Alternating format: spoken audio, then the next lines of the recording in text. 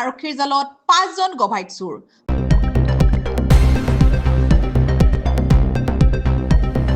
বিগত সময়ছোৱাত বাইহাটা চাৰিআলি অঞ্চলত চুৰি কাৰ্যৰে আৰক্ষীৰ নিদ্ৰা হৰণ কৰিছিল এই গভাইট চোৰকেইজনে। কিন্তু বাইহাটা আৰক্ষীয়ে চোৰকেইটাক কৰায়ত্ব কৰাৰ বাবে অব্যাহত ৰাখিছিল অভিযান।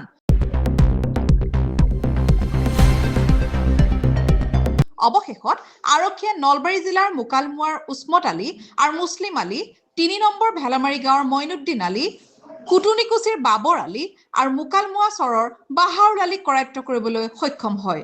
ধৃত চোৰকেইজনৰ পৰা বহুতো মূল্যৱান অলংকাৰ, বাচন বৰ্তনৰ লগতে ইনভাৰ্টাৰ, বেটাৰী আৰু ইনভাৰ্টাৰৰ জব্দ কৰিবলৈ সক্ষম হৈছে। চোৰকেইজনে চুৰি কাৰ্যত ব্যৱহাৰ কৰা AS01FA 6876 আৰু AS01FW 7086 নম্বৰৰ গাড়ী দুখন জব্দ কৰে।